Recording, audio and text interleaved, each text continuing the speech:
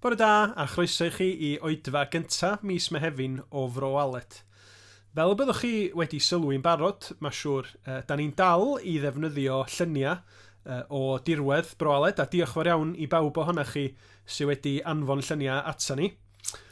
Ond da ni wedi cael chydig bach o anffawd yma wsos dwytha, hefo bysydd bach wedi llwyddo I ddileu yr holl lluniau oddi ar yn ffôn ni. Felly, os oes gennych chi fwy o lyniau, groeso I chi anfon nhw draw at Mair neu ata I, ac ymddiheuriadau os ydych chi wedi gyrru lluniau yn barod ar yn ffôn ni, maen nhw gyd wedi diflannu. Ond ta waith am hynny, heddiw mi fyddwn ni yn dychwelyd at lythyr Paul at y Philippiaid I barhau hefo'n cyfres ni. A da ni'n cael canolbwyntio heddiw ar un o'r disgrifiadau mwyaf godidog o'r hyn naeth Iesu Grist yn y Beibl. Felly mae o'n gyfla o'r newydd I ni droi yng nghanol holl helbylon y byd a'r helbylon o bosib sydd yn bywydau ni troi at yr un sydd uwchlaw popeth, yr un sydd yn gyfiawn ac yn sanctaidd, yr un sydd trwy fab Iesu Grist wedi gwneud I gariad o yn gwbl amlwg wrth ddod yn isel i'n hachub ni. Felly, croeso cynnas I chi bore yma, be am I ni ddechrau trwy ddarllan diwedd Salm 97 hefo'n gilydd. Oherwydd yr wyt ti, arglwydd, yn orychaf dros yr holl ddeiar, yr wyt wedi dydyrchafu'n uwch o lawer na'r holl ddiwiau. Y mae'r arglwydd yn caru'r rhai sy'n casau drygioni, y mae'n cadw bywydau ei ffyddloniaid, ac yn ei gwaredu o ddwylo'r drygionus. Heiwyd goleini ar y cyfiawn a llawenydd ar yr uniawn o galon. Llawen hewch yn yr arglwydd rai cyfiawn a molianwch ei enw sanctaidd. Dewch I ni weddio hefo'n gilydd.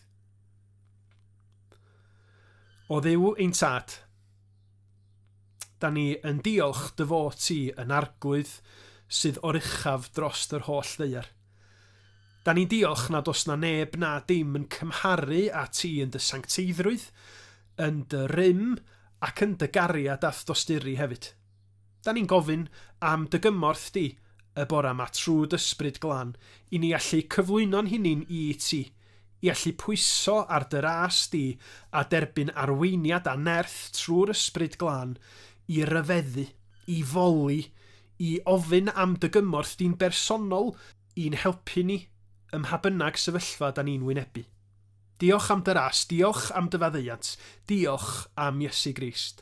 Helpa ni lawenhau yn o ti ac I dyfoliannu di mewn ysbryd a gwirionedd bore yma, am yn bod ni'n gofyn hyn yn hyderus, yn heiddiant yn gwaredwr Iesu Grist. Amen. Wel, dewch ni foli felly hefo'n gilydd yn canu Hen Emyn, rhif 184 yn llyfr Caneuon Ffydd, ond fersiwn newydd o'r emyn hwnnw wedi recordio gan Andras Iago, a diolch I Andras am ganiatáu I ni ddefnyddio I recordiad o. Dyroi ni weld o'r newydd mae ti arglwydd I wein rhan. Aed dy bresenoldeb hyfryd gyda thweision I bob man, tyr di lawr, arglwydd mawr, rho dy fendith yma nawr.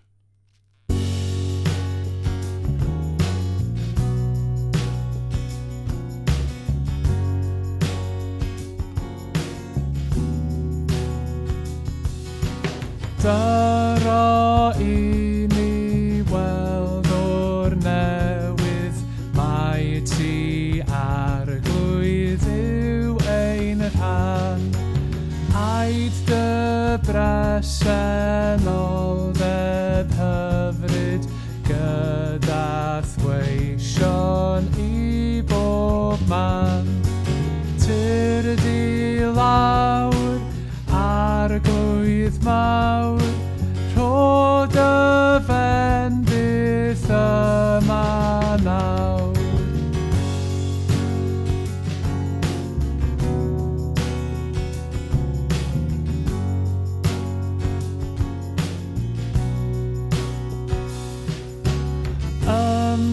Ymddisgleiria yn y canol, gwyl dy bobl yma'n hyd.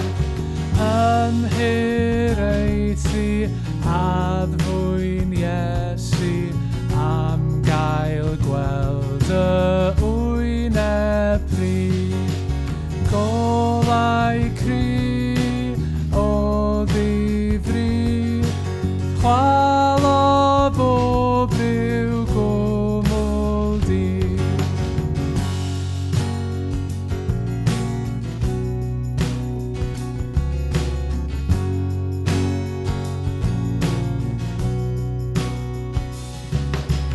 Deied yr awelon hyfryd, effaith ysbryd gras i lawr, llifed atom afon bywyd, darddo dan yr orsedd fawr. Arglwydd da, trig ar ha, ysychedig rai dyfrha. Arglwydd da, trig ar ha,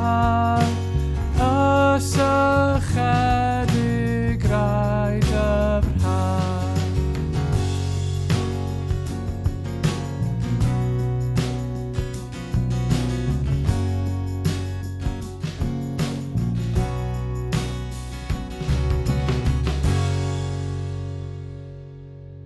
Dewch i ni droi at yn darlleniad am heddiw, y darlleniad o'r Beibl, a mae Arfon Wyn yn mynd i ddarllen i ni o Philippiaid yr ail benod, ac o gychwyn yr ail benod hyd at adnod 11. Ac yna mi fydd Elin Owen yn gweddio. Felly, os oes gennych yng Nghrist unrhyw symboliad, unrhyw apel o dŷ cariad, unrhyw gymdeithas trwy'r ysbryd, os oes unrhyw gynhesrwydd a sosturi, cyflawnwch o llawennu trwy fod o'r un meddwl a'r un cariad gennych at eich gilydd, yn unfryd ac yn un farn. Peidiwch â gwneud dim o gymhellion ein hanol, nac o'n ffros gwag, ond mewn gostyngeidrwydd, bydded ei bob un ohonych gyfrif y llall yn dalynach nag ef ei hun. Bydded gofal gan bob un ohonoch, nid am eich buddiannau eich hunan yn unig, ond am fuddiannau pobl eraill hefyd. Amlygwch yn eich plith eich hunan yr agwedd meddwl honno sydd yn wir yn eiddo eich wi yng Nghrist Iesu.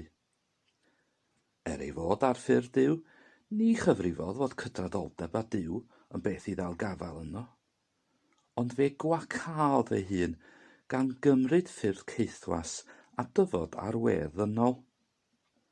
O'i gael ar ddull dyn, fe darostyngodd ei hun, gan fod yn ufudd hyd angau, ie, angau ar groes. Am hynny, tra dyrchafodd diwedd, a rhoedd o'r enw sydd goruwch pob enw, fel wrth enw Iesu, y plygau pob glin yn y nef ac ar y ddaear a than y ddaear. Ac y cyffesau pob tafod fod Iesu Grist yn arglwydd, gogoniant Duw Dad. O Dad Nefol, da ni'n cydnabod yn braint y bore yma yn cael dod o dy flaen di fel hyn. Cael dod o flaen arglwydd yr arglwyddi a brenin y brenhinoedd. Oherwydd beth nath Iesu Grist drosto ni. Oherwydd bod o di dewis marw drosto ni. Mae gennym ni'r sicrwydd bod ti yn Tad Nefol ni'n gwrando pob gweddi, a bod Iesu hun yn deisif ar yn rhan ni. O Dduw, mi wyt ti'n Dduw rhyfeddol. A da ni'n diolch arglwydd mae ti sy'n gyfrifol am hyn i gyd. Bod o ddim byd i wneud efo ni, ond bod Iesu wedi marw i ennill yr hawl i ni ddod o dy flaen di. Diolch arglwydd Iesu, bod ti wedi dod o'r nefoedd i fydreddu yn byd ni ac wedi dioddef marwolaeth erchyll yn mwyn ni. Diolch Ysbryd Glân bod ti hefo ni, pawb sy'n credu'n yr Iesu fel arglwydd a gwaredwr, bod ti Ysbryd Glân hefo ni bob cam o'r daith ddaearol yma, i'n helpu ni, i'n cysuro ni, i'n atgoffa ni, ac i'n sancteiddio ni. Diolch Ysbryd Glân. A da ni'n dod o dy flaen di bore yma arglwydd yn ymwybodol iawn o'n be ni. A da ni'n gofyn dy faddeuant di am yr achlysuron hynny lle da ni di bod yn dy adael di lawr, neu yn dy frifo di, neu ddim yn rhoi ti yn gyntaf yn y bywydau. O Dduw, da ni'n gofyn am dy faddeuant di. Helpia ni Ysbryd Glân i fyw bywydau sy'n deilwng ohono ti. Meddianna yn calonau ni a tafla allan bopeth sydd ddim ohono ti os gweli di'n dda. Da ni'n diolch i ti Arglwydd am dy ffyddlondeb anhygol tuag ata ni. A bore yma unwaith eto da ni eisiau cyhoeddi bod y ffyddlondeb di o dragwyddoldeb i dragwyddoldeb. O Dduw, da ni eisiau codi pobl o dy flaen di bore yma. Da ni'n meddwl yn arbennig am dreieniad y coronavirus Arglwydd. Da ni'n just yn gofyn i ti gysuro'r teuluoedd hynny sydd mewn galar heddiw os gweli di'n dda. Da ni'n cyflwyno pawb sy'n hiraethu am anwyliad i ti. Da ni'n cyflwyno nhw i dy freichiau caradus di Arglwydd, ac yn gofyn i ti drigarhau wrthyn nhw. Da ni'n cyflwyno pawb sy'n unig ac yn ddigalon oherwydd y cyfyngiadau Arglwydd. Da ni'n gofyn i ti fod yn agos at y bobl yma. Ac o Dduw mewn dyddiau sy'n mor ddyrus, da ni'n gweddio dros yn harweinwyr gwleidyddol. Da ni'n gofyn os gweli di'n dda, neu di sicrhau bod nhw'n plygu awdurdod di Arglwydd. Da ni'n gweddio am doethineb iddyn nhw. A da ni'n gofyn Arglwydd i ti sicrhau bod nhw'n gwneud penderfyniadau sydd wrth dy fodd di. Go Arglwydd, da ni'n gwybod yn iawn bod ti'n clywed cryd y bobl di lle bynnag maen nhw. A da ni'n cyflwyno'r sefyllfa yn yr unol-daleithiau ti bore yma. A da ni'n gofyn Arglwydd i ti weithredu dy gyfiawnder yn y wlad honno a trwy'r byd mae i gyd. Ac yn nes adre Arglwydd, da ni'n gofyn i ti anfon dy Ysbryd Glân unwaith eto i chwythu ar draws Cymru. O Dduw, da ni'n gweld gymaint o dy angen di.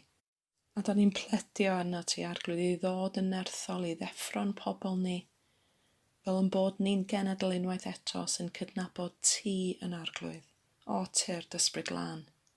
Dim ond ti sy'n gallu newid calonau, dim ond ti sy'n gallu symud pobl o deyrnas y tywyllwch i deyrnas y goleuni. A da ni'n erfyn arno ti i ddod os gweli di'n dda. Da ni eisiau gweld y Cymru yn plygu glin i ti Arglwydd Iesu. O Dduw, da ni'n diolch i ti bod ti yn Dduw sydd yn ateb gweddi. A da ni'n dod ata ti felly yn hyderus y bore yma, yn gwybod bod yn tad nefol ni yn mwynhau rhoi pethau da i'w blant. Diolch Arglwydd, a da ni'n gofyn y pethau mae i gyd yn haeddiant yn harglwydd a'n gwaredwr Iesu Grist. Amen.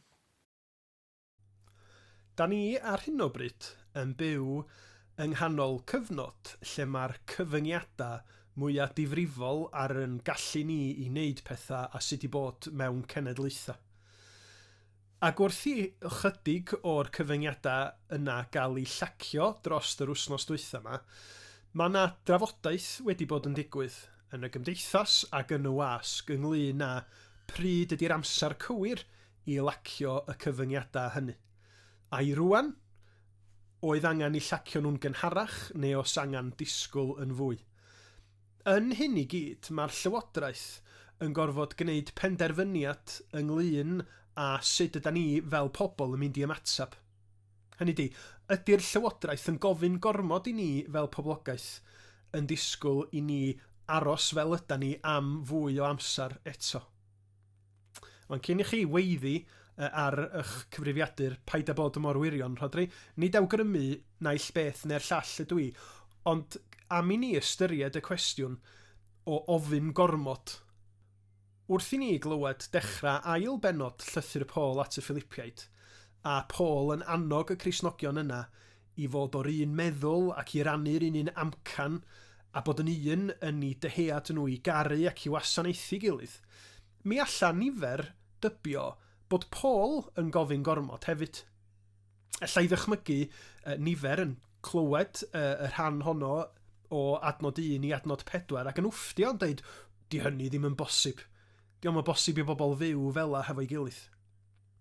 Ond wrth i ni heddiw symud ymlaen at adnodau 5 i 11 o'r ail benod, mi welwn ni Paul yn annog y Cristnogion mewn ffordd arbennig.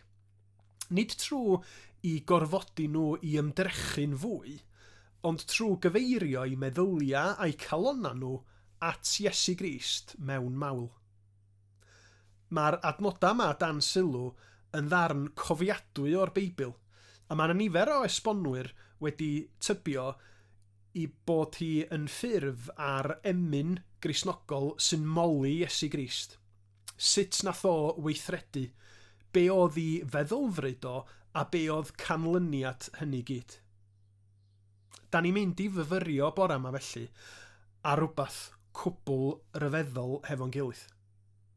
Ac wrth wneud hynny, ngobaith i ydy y bydd yr ysbryd glân yn helpu ni i drio amgyffred be yn union nath Iesu Grist o'i fawr gariad tuag at I bobl.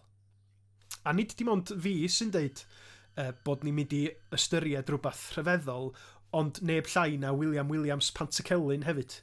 Mae o'n deud yn un o'i emyna fel hyn, ymhlith holl ryfeddodau'r nef, hwn yw y mwyaf un. Gweld yr anfeidrol ddwyfol fod yn gwisgo natur dyn. Felly dowch i ni ystyried hefo'n gilydd, yn gyntaf be nath Iesu Grist, ac yna be oedd canlyniad hynny gyd. Adnodau 5 i 8. Paul yn deud, amlygwch yn eich plith eich hunain yr agwedd meddwl honno sydd yn wir yn eiddo I chi yng Nghrist Iesu. Ei fod ef ar ffurf Duw, ni chyfrifodd fod cydraddoldeb â Duw yn beth i'w gipio, ond fe'i gwacaodd ei hun gan gymryd ffurf ceithwas a dyfod ar we ddynol. O'i gael ar ddull dyn, fe'i darostyngodd ei hun gan fod yn ifydd hyd angau, ie, angau a'r groes. Be mae Paul yn ei wneud yn fama, os liciwch chi, ydy rhoi backstory Iesu Grist I ni. Fel mae gymaint o raglenni teledu poblogaidd fel X Factor yn gadael I ni wybod be di cefndir y person da ni'n weld ar y llwyfan. Dyma mae Paul yn ei wneud wrth sôn am Iesu Grist, rhoi cefndir dyfodiad Crist i'r byd.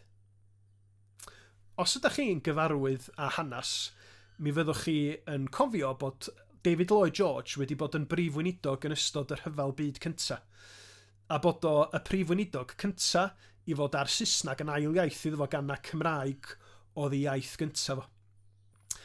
Ac yn ystod I yrfa fel gwleidydd, mi nath Lloyd George bwysleisio bod ei gefndir o yn wahanol i'r byddigions oedd fel arfer yn y swyddi uchel yn y Llywodraeth ac sy'n parhau fod yn y swyddi uchel yn y Llywodraeth. Doedd o ddim wedi cael addysg breifat, doedd o ddim wedi mynd I Rhydychen a Chaergrawnt. Mi oedd o'n cyflwyno ei hun fel un o'r bobl. Be maen nhw'n yn ddeud yn Saesneg ydy rhywun sydd wedi dod o rags to riches. Ond mae hynny i'r gwrthwyneb yn llwyr i'r hyn ddigwyddodd yn hanes Iesu Grist yn dod i'n byd ni. Oherwydd nid rags to riches yda ni yn ei weld yn stori'r arglwydd Iesu, ond I fod o wedi dod o'r gogoniant i'r gwaelod un ac yna yn ôl i'r gogoniant. Mae Iesu yn dduw. Y mab sydd wedi bodoli erioed mewn cariad perffaith ac ysblander hefo'r tad a'r ysbryd glân y Drindod Sanctaidd. Ac o'r safle yma, mae o'n darostwng yn iselhau ei hun neu yn dibrisio ei hun yn ôl William Morgan.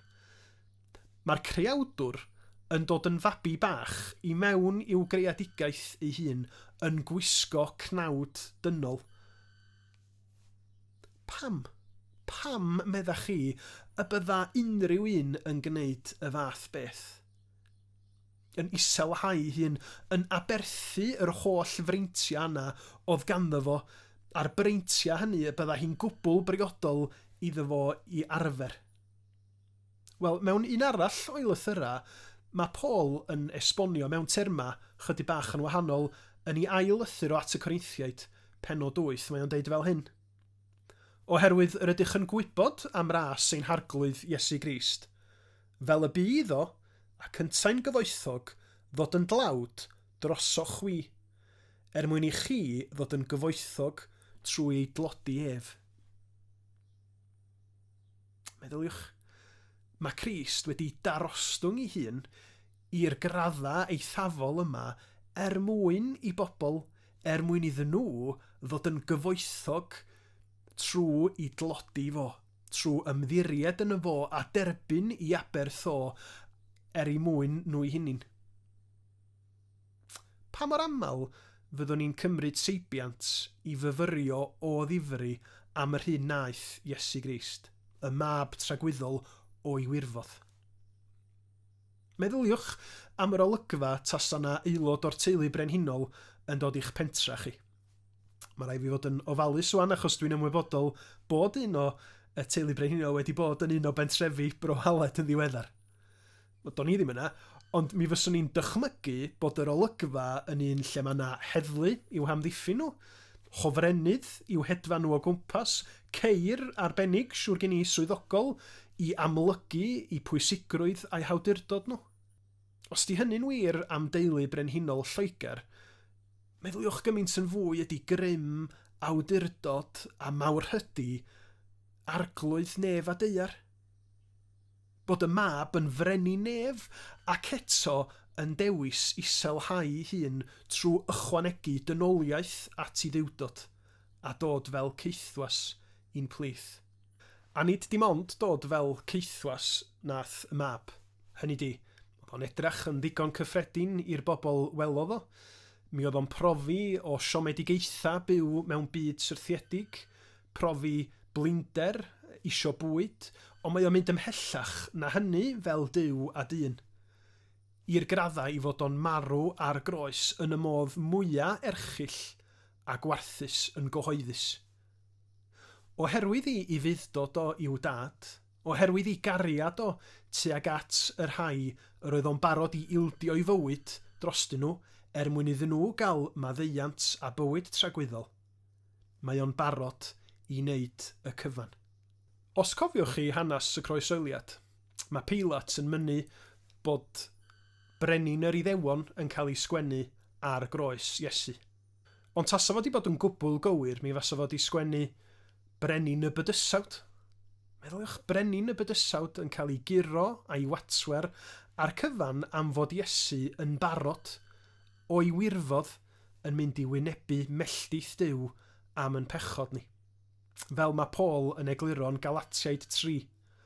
Prynodd Crist ryddid i ni oddi wrth felltith y gyfraith pan ddaeth, ein mwyn, yn wrthrych melltith, oherwydd y mae'n ysgrifenedig melltith ar bob un a grogir ar bren. Pan ydyn ni'n meddwl am yr adran yma a ystyried be mae o'n ei olygu i ni, mae rhaid i ni fod yn ofalus wrth gymhwyso.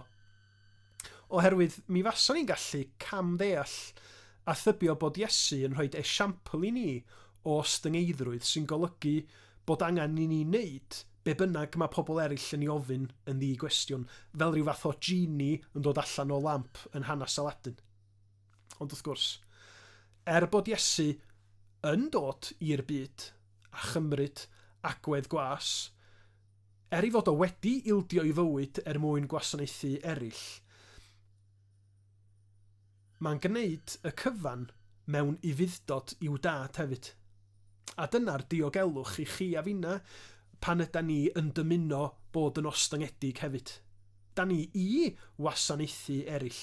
Da ni ddim i feddwl am yn lles yn hunin o flaen popeth arall, ond da ni chwaith ddim i fod yn gaeth i bobl eraill a'i dymuniadau nhw yn ddiamod. Yn enwedig os ti'r dymuniadau hynny yn arwain at ddrygioni neu at ddrwg iddyn nhw. A dyna pam bod i fuddod i Dduw yn dod law yn llaw a gwir ostyngeiddrwydd a gwasanaeth Cristnogol. Ond ai marw ar groes ydy diwedd y stori? Os mae'r cyfan ydy Iesu ydy dyn da sy'n esiampl i'r ddynol ryw o sut i fyw, mae o'n ddiweddglo torcalonus ac yn rhoi dim math o obaith i Gristnogion sy'n wynebu problemau bywyd. Ond diolch byth, nid dyna mae'r Beibl yn ei ddysgu. Fel nad ydy marwolaeth yn ddiwedd stori i Gristnogion, newyddion da ydy neges Cristnogaeth, sy'n deud bod Iesu yn llawer mwy na dim ond esiampl i ni. Adnodau 9, 11. Am hynny, tra dyrchafodd diwedd, a rhoi iddo'r enw sydd goruwch pob enw, fel wrth enw Iesu y plygau pob glin yn y nef ac ar y ddeiar a than y ddeiar, ac y cyffesau pob tafod fod Iesu Grist yn arglwydd gogoniant Duw Dad. Ar ôl y groes, mae'r atgyfodiad. Y fuddugoliaeth fendigedig dros farwolaeth sy'n sail i'r gobaith Cristnogol o fywyd ar ôl marwolaeth. Ac ar ôl yr atgyfodiad, mae Iesu yn esgyn i'r nefoedd. Yng ngeiriau Paul, mae o'n cael ei dyrchafu i super dyrchafu, os liciwch chi, fel ei fod uwch pawb arall. A mae hynny'n gwbl naturiol i fab Duw a fy'n gwbl ifydd i'w dad trwy gydol i fywyd deiarol. Meddyliwch sawl gwaith yn yr Efengyla yr ydyn ni'n clywed am lais Duw yn cadarnhau be oedd Iesu Grist yn ei wneud. Hwn yw fy mab, yr wyf yn ymhyfrydu ynddo. Pan mae yna wleidyddion yn mynd ar y teledu ac yn deud bod eu gwlad nhw'n well na gwledydd eraill, neu bod eu systema nhw o wneud pethau yn rhagori ar bawb arall, diolch yn beth braf i'w rando nhw fo. Da ni'n tueddu i feddwl na rhyw ymffrostio hyll ydi o mantais wleidyddol iddyn nhw eu hunin. Ond tasa na rywun o lywodraeth Tsieina yn sefyll ar lwyfan a deud na nhw oedd y wlad efo'r boblogaeth fwyaf yn y byd, mi fysa hi'n anodd iawn anghytuno hefo hynny, gan mai dyna be mae'r ffigura'n ei ddangos. Felly hefyd mae Paul yn datgan y ffaith fendigedig fod Iesu hefo awdurdod ac anrhydedd digyffelyb. Nid yn unig mae hon yn anogaeth i'n hagwedd ni tuag at yn gilydd ar hyn o bryd fel Cristnogion, ond mae hi'n weledigaeth wych o'r dyfodol i'r saint hefyd, o'r moliant tragwyddol fydd yna. Ellach bod chi'n teimlo'n ofnus ar hyn o bryd, oherwydd yr amgylchiadau da ni'n ei wynebu. Lle bod chi'n teimlo'ch ffydd chi'n simsanu neu'n swyl i fynegu eich ffydd chi'n Iesu Grist, oherwydd diffyg diddordeb pobl o'ch cwmpas chi, neu'r gwawdio sy'n gallu codi yn erbyn Cristnogion a'r brydia. Cofiwch, nid felly fydd hi am byth. A fydd enw Iesu Grist ddim yn destun sports neu'n cael ei gamddefnyddio fel rheg am byth chwaith.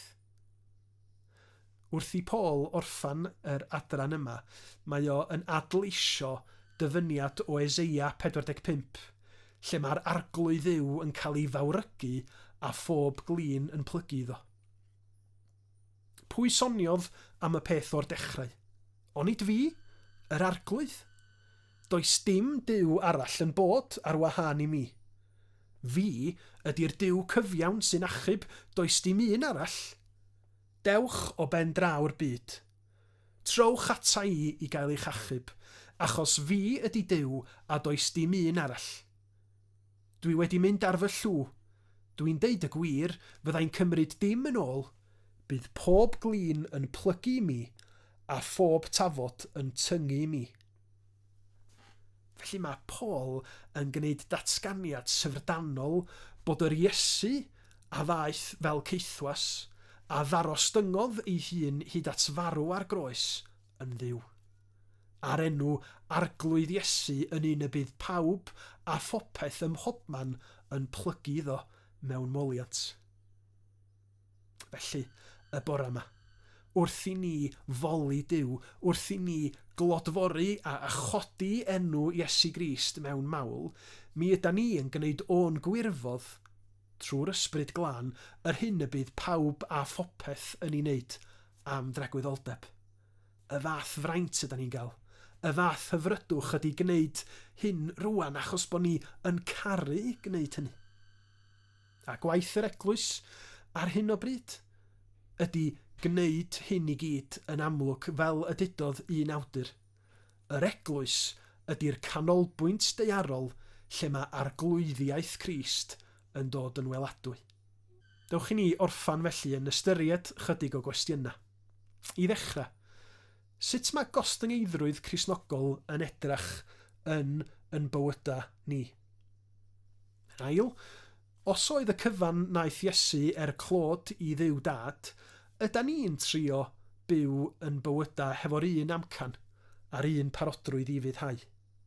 Ac yn ola, sut allwn ni fyfyrion amlach ar fywyd, marwolaeth ac esgyniad gogoneddus Iesu, mwyn i ni allu moli Duw a gwasanaethu'n gilydd o ddydd i ddydd. Diolch i chi am ymuno hefo ni bore yma. Cofiwch gysylltu os oes yna unrhyw gwestiynau ysgynnoch chi wedi codi yn ystod y gwasanaeth, a mi na i roi cyswllt hefyd os da chi isio ymchwilio mwy i Gristnogaeth o dan y fideo yma. Dewch i ni orffan yn gwasanaeth bore yma wrth foli yr un ddaeth yn isel yn mwyn ni. Gewch chi wrando neu canu cyfieithiad Meirion Morris o'r gân Man of Sorrows. Wr clwyfedig oen fy niw, gwrthodedig un, holl bechod dyn a llyd y tad ar ysgwydd Iesu gwyn. Yeah.